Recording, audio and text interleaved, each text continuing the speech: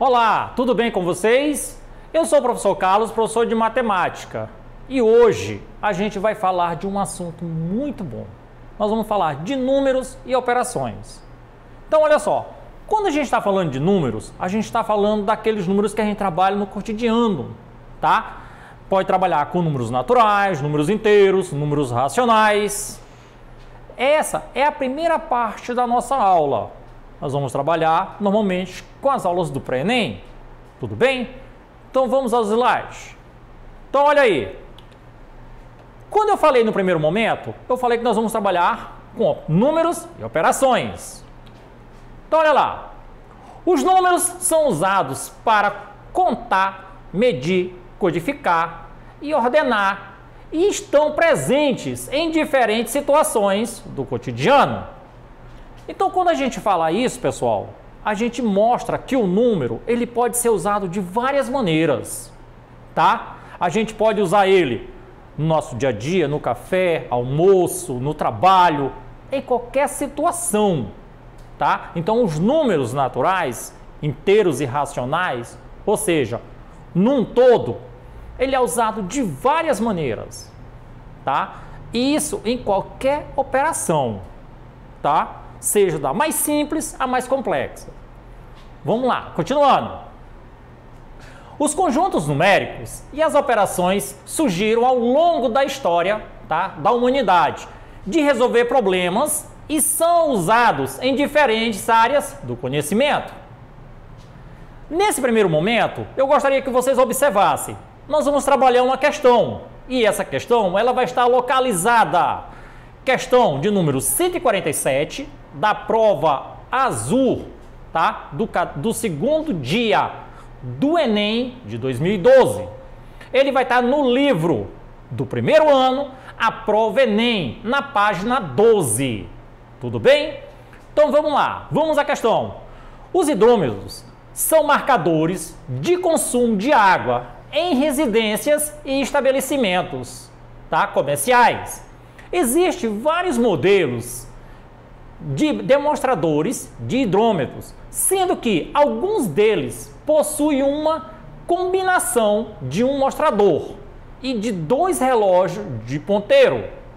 O número formado pelo ponteiro, os quatro primeiros, algarismo do mostrador fornece o consumo em metros cúbicos e os dois últimos, tá, algarismo representam, respectivamente, as centenas e dezenas de litros de água consumidos. Um dos relógios de ponteiro indica a quantidade em litros e o outro em decímetro de litros, conforme ilustrado na figura a seguir. Então observe aí. Olhando bem esse relógio, nós temos essa numeração. Só que se vocês olharem bem, nós vamos ter os quatro primeiros números. 3, o 5, 3 e 4. Ele dá uma representação de 3.534. Mas olhe bem, eu deixei ele bem representado aí. A demonstração dele acima vai dizer metros cúbicos de água consumido, certo? Então, cada numeração tem a sua posição. O número 8 é centena de litros e o número 5, dezena de litros. E observe aí que nós vamos ter o m elevado a 3, ou seja, a unidade, tá, de medida, ou seja, metros cúbicos. Já abaixo do ponteiro, nós vamos ter dois relógios. Um é litros, tá? O outro é decímetro de litro. E o símbolo do imetro. Tudo bem? Então, a representação aí está bem indicada no hidrômetro. Continuando. Considerando as informações indicadas na figura, o consumo total de água registrado nesse hidrômetro em litros é igual a... Então, observe aí que nós temos 5 alternativas, tá? E uma delas vai ser representada na resposta. Então, vamos lá. Observe aí a resposta, como ela é bem simples. No mostrador, temos que Observe bem, 3.534 metros cúbicos. Nós falamos o quê? Metros cúbicos. Que é igual a que agora? Nós vamos falar de litros. Então ele vai ficar 3.534.000 litros. Lembra do 8? O 8 lá na sua água, vamos falar dele, ó. 8 é centena de litro, ou seja, o 8 aí ele é representado, tá, por litro, que equivale a 800 litros. O 5, ele é dezena, não é isso? Então ele é dezena de litro, que é igual a 50 litros. Nos ponteiros, nós temos 9 litros e 3,5 decímetro de litros, ou seja, é igual a 3,35 litros. Portanto, o total de água indicado no hidrômetro em litros nós vamos pegar o que a gente viu, pessoal. Qual é a soma aí? Soma todos os números. 3.534.000 mais 800 mais 50 mais 9 mais 0,35, que é igual a 3.534.859,35.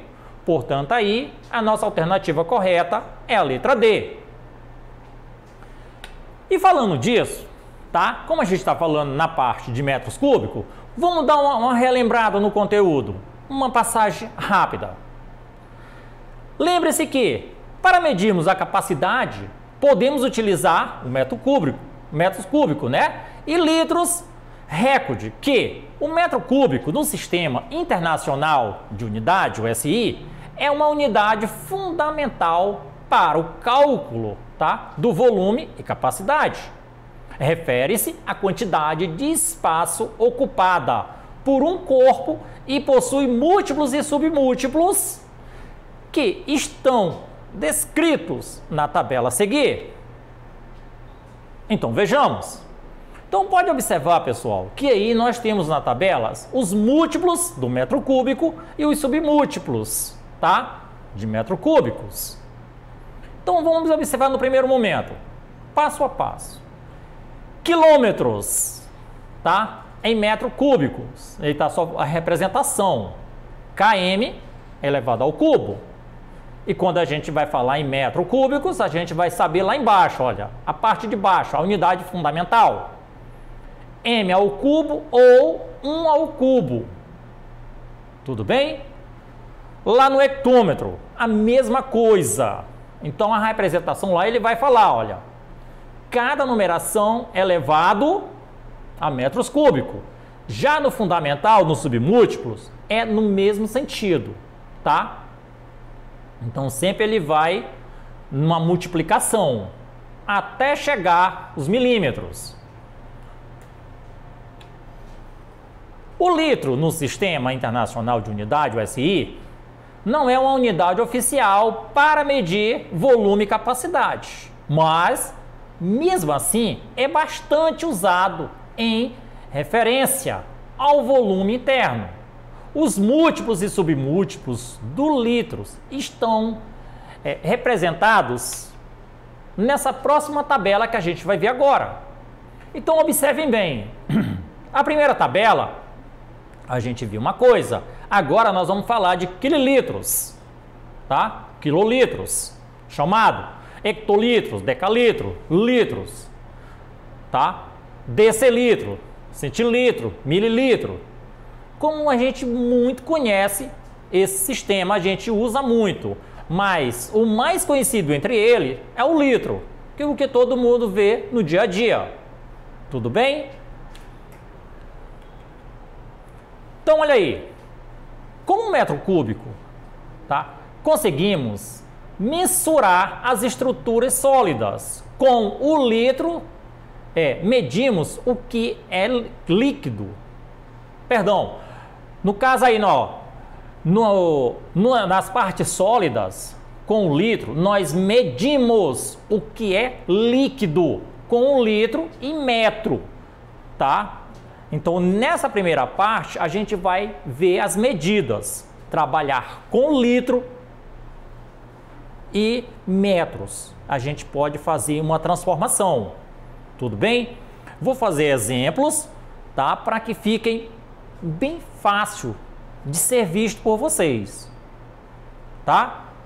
Vamos lá. Então observe aí. Na parte.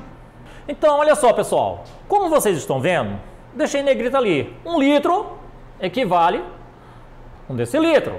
Tudo bem? Portanto, aí, em 1 decilitro, cabe 1 litro de água, ou vice-versa. Tá? Para compreender melhor a relação estabelecida, vamos resolver alguns exemplos simples. Então, olha aí. Um exemplo 1. A vazão de uma torneira para encher uma jarra foi de 0,001 metros cúbicos. Para quantos litros de água essa jarra possui? Fácil. Devemos transformar a vazão de 0,001 metros cúbicos para decímetro. Então aí nós vamos pegar um pelo outro e multiplicar. 0,001 vezes 1000, tá? Que aí nós temos a multiplicação e o que nós estamos querendo. Tudo bem? Então aí nós vamos ter 1 decilitro.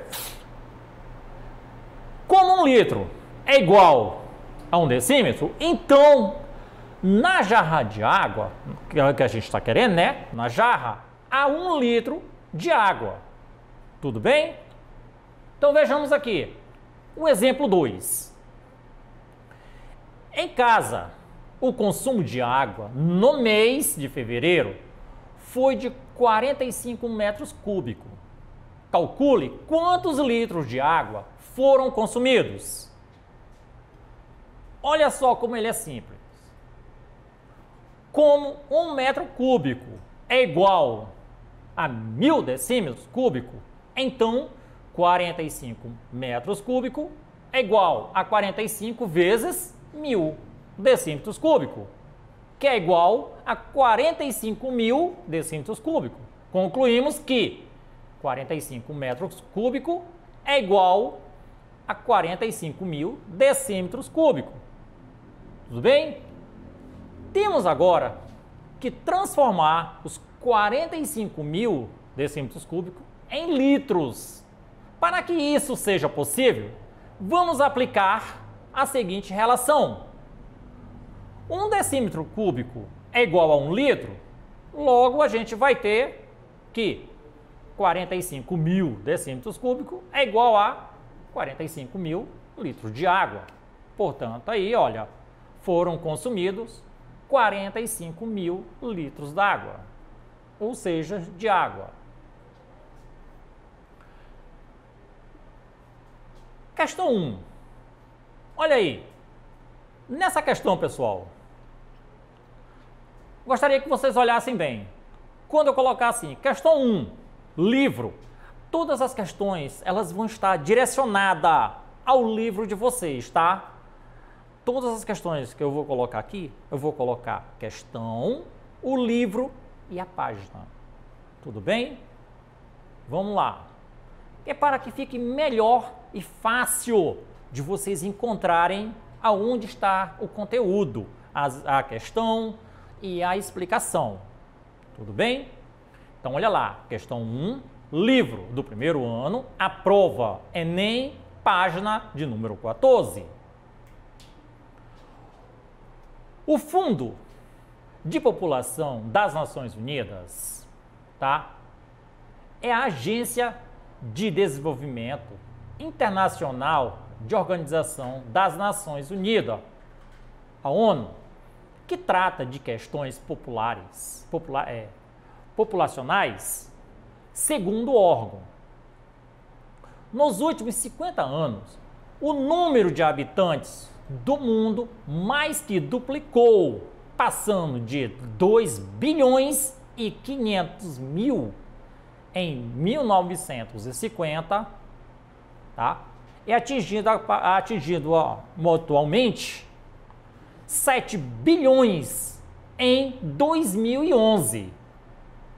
Ainda que, na maioria dos países, a taxa de natalidade estejam decrescendo, a população mundial segue aumentando e, segundo se prevê, chegará a 8 bilhões e 900 mil, tá, de pessoas até 2050.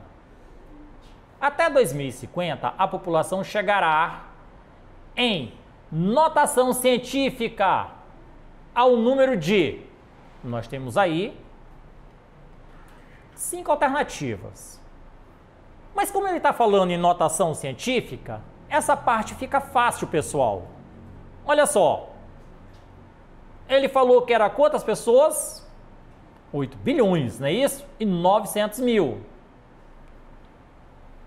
Então vejamos aí, olha. Quando ele fala 8 bilhões, nós temos que observar a quantidade de casas. Todos os números. Então vai fazer aí, ó. 8 bilhões e 900 mil. Para a gente decifrar isso, é a coisa mais simples. Nós devemos lembrar das propriedades de multiplicação, potenciação, perdão. Nós devemos lembrar das propriedades de potenciação. Elas são muito aplicadas em todo tipo de conteúdo, qualquer um que for. Tudo bem? Então vejamos. Ele tem aí 8 bilhões e 900 mil. Então eu vou trabalhar. Eu sei que já vai ser 8,9 vezes 10 elevado a 9. Opa, de onde é que veio aquele 10 elevado a 9? Aí fica fácil. Vamos contar da direita para a esquerda. Só não contamos com o número 8. Quantos algarismos nós temos? No primeiro momento, nós temos 3 zeros. Mais 3, que é do 900. E mais 3 zeros até chegar o número 8. Só que com 8 a gente não conta, certo? Então nós temos aí 9 algarismos. Se formos trabalhar na potenciação, é ele quem vai acima do número 10, tá? Ele é o expoente a ser trabalhado. Tudo bem? Então a resposta aí é 8,9 vezes 10 elevado a 9. Lembrando que na notação científica é nesse tipo de situação, pessoal. Ó, observe aí. Eu deixei essa parte aí só para vocês observarem. Tudo bem? Então observe aqui que nesse exemplo abaixo eu deixei ele bem separado, ó. 0,0003, que é igual a 3 vezes 10 elevado a menos 4. Então observa aí, ó, que eu trabalhei os números que estavam antes da vírgula. Só que o 3 é o ponto que a gente está querendo. Tudo bem? A mesma coisa vai valer para o de baixo. E uma observação. O número acima do 10, ele só vai aparecer negativo quando ele for trabalhado com vírgula. Quando ele não vem com essa vírgula, ou seja, igual o de baixo, ele vai ser trabalhado com o expoente positivo. Tudo bem? Então, olha aí. Nessa questão aí, olha, nós temos aí a questão 8 do livro, primeiro ano, a prova Enem, página 16. Nós temos essa questão aí. Essa questão, ela está trabalhando o código de barra. E quando ele aparece e quando ele some. Tudo bem? Então, se a gente ver bem aí, ele vai dizer: os códigos de barra encontrados numa embalagem de produtos, tá, permitem organizar o processo de registro em estoque e, no momento de comprar no caixa, o código dos produtos brasileiros segue um modelo europeu com 13 dígitos. Vejam a imagem ao lado. Tem aí que vocês estão vendo esse código de barra. Os 3 primeiros dígitos indicam o país de origem. Nesse caso, 789 representa o Brasil. Os 5 dígitos a seguir referem-se, tá, à empresa. Observe aí, ó, a empresa fabricante. Os outros 4 dígitos ao produto e o último é o dígito verificador. O cálculo para encontrar o dígito verificado, considerado os 12 primeiros dígitos, e o seguinte, adicionar os 6 dígitos que ocupam as posições ímpares e multiplique por 1. Nesse exemplo, nós temos aí, ó, 7, 9, 9, 9, 1, mais, ó, 7 mais 9, mais 9, mais 9, mais 1, mais 3, vezes 1, que é igual a 38. Adicione os 6 dígitos que ocupam as posições pares e multiplique por 3. No exemplo aí nós vamos ter 8 mais 9, mais 9, mais 9, mais 2, mais 4, vezes 3, que é igual a 41 vezes 3, que é igual a 123. Adicione esses resultados no exemplo 38 mais 123, que é igual a 161. Adicione um número natural de 0 a 9 e essa soma para que o resultado seja múltiplo de 10. Então aí fica fácil, pessoal. Olha só, nesse caso, 161 mais 9 é igual a quanto? 170. Não é isso? Que é múltiplo de 10. Esse número adicionado será, tá, o dígito verificador. Logo, o dígito verificador, no exemplo, é o 9. Então, a embalagem ao lado, que é essa verdinha que vocês estão vendo, está amassada e esconde o 6º dígito. Para registrá-lo, um operador de caixa seguiu o processo descrito anteriormente e encontrou o número. É um desses aí, ó, o 1, o 3, o 5, o 7 ou o 9. Vamos lá. Vamos mostrar como é simples. O que é que a gente faz primeiro? Primeiro pegamos os números ímpares, tá? E somamos. Foi o que eu fiz. 7 mais 9 mais 9 mais 9 mais 0 mais 6, que é igual a 40. Logo em seguida, nós vamos pegar os números pares. 8 mais 6 mais x, eu coloquei o x aí porque ele não tem, é o que está amassado, mais 5 mais 1 mais 2, que é igual a 22. E some os dois resultados. 40 mais 22, que é igual a 62. Adicione um número natural de 0 a 9 para que a soma seja o resultado do múltiplo de 10. Ou seja, 62 mais 8 é igual a 70. E 70 é o múltiplo de 10. Ou seja, é igual a 7. Portanto, aí nós temos a alternativa C. Pessoal, essa foi a nossa aula de hoje. Para rever essa aula, acesse a nossa plataforma, que vocês vão ter todas as aulas, tá? Conforme vocês queiram assistir novamente e entender melhor ainda. Tudo bem? Até a próxima aula.